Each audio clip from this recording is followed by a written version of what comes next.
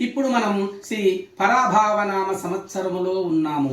పరాభవము అనగానే అందరూ కూడా భయపడిపోతున్నారు. పరాభవము అంటే కేవలము ఓటమి కాదు.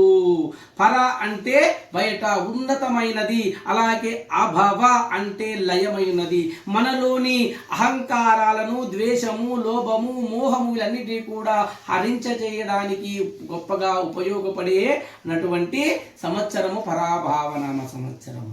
ఇంకా పరాభావనామ సంవత్సరంలో పర అంటే మరి అమ్మవారి పేరైనటువంటి పార్వతీదేవి, భవ అంటే ఆ యొక్క పరమేశ్వరుడు. ఈ యొక్క పార్వతీ పరమేశ్వరుల కలయిక కూడా చెప్పవచ్చును ఈ పరాభావనామ సంవత్సరాన్ని. మరి ఈ యొక్క పరాభావనామ సంవత్సరాన్ని నార సంహితలో ఒక విషయం చెప్పడం జరిగినది. ఏమి చెప్పారయ్యా అంటే, పరాభవ వాకే సంవత్సరే రూపానం మానవవాకృతం దండనీతంచ వృద్ధించ జనక్షోభం భవేతదా. ఏమిటయ్యా పరాభావనామ సంవత్సరములో చాలా కొంచెం గడ్డు కాలమనే చెప్పవచ్చును. ఎందుకు? ఈ యొక్క సంవత్సరములో ఆశించినంతటువంటి అనుకూలమైనటువంటి వృద్ధి జరగకపోవచ్చు.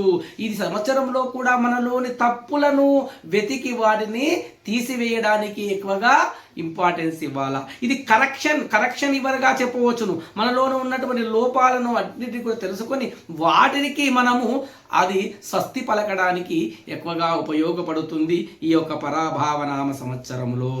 ఈ యొక్క పరాభావనామ సంవత్సరము మరి ఎలా ఉంటుంది, ఈ యొక్క నవనాయకుల ఎంపిక ఎలా ఉంది అని తెలుసుకున్నట్లయితే, ఈ యొక్క పరాభావనామ సంవత్సరము ఫలితాలు, ఈ యొక్క నవనాయకుల ఎంపిక ఏమిటయ్యా అంటే